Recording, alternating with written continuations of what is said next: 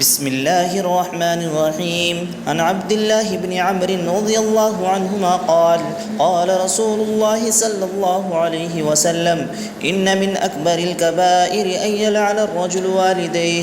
قيل: يا رسول الله وكيف يلعن الرجل والديه؟ قال: يسب الرجل أبا الرجل فيسب أباه ويسب أمه۔